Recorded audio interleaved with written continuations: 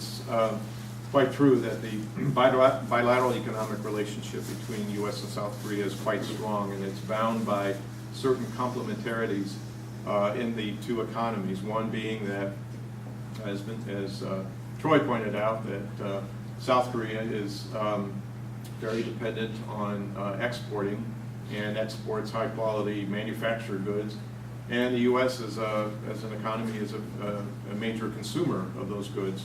So that helps to bind the two economies. Also, South Korea is a resource-poor country, a very inefficient agricultural sector, and the United States is a very efficient agricultural producer and exporter. So that helps to bind the economies as well. The United States is very important as a source of foreign direct investment in South Korea.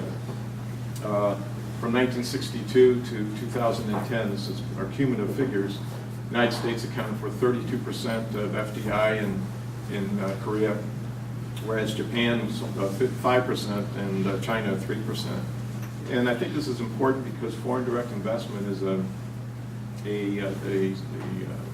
sign of a long-term commitment in a relationship. It's not, foreign direct investments are not investments that are easily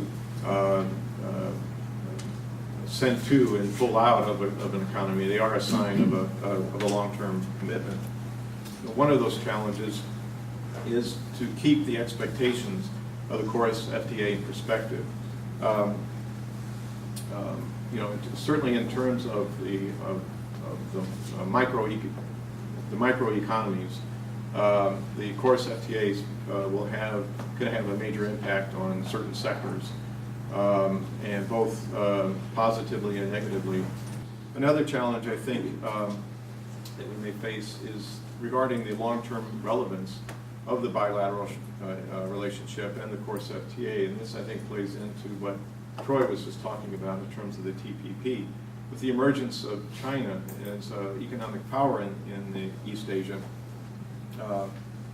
and what the raw numbers seem to be indicating about the declining relative importance of the bilateral relationship, it raises the question of, in the future, should a lot of emphasis be placed on a bilateral economic relationship.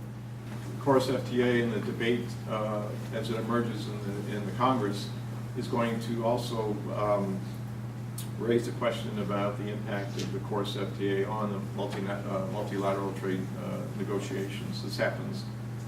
So no matter what happens to ICKS-KEI, I think this issue is still there. ICKS-KEI really doesn't have much of an impact at all. It has to do with the effectiveness of both South Korean and U.S. customs rules and the cooperation. Also, I mentioned that some critics of the ICKS-KEI have brought up the issues regarding investment and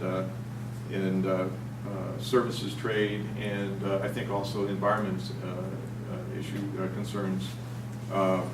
And I think that these issues, they're coming up because trading relationships have become more complex. Our relationship with Korea is the most complex one, in which we'll have a free trade agreement since NAFTA.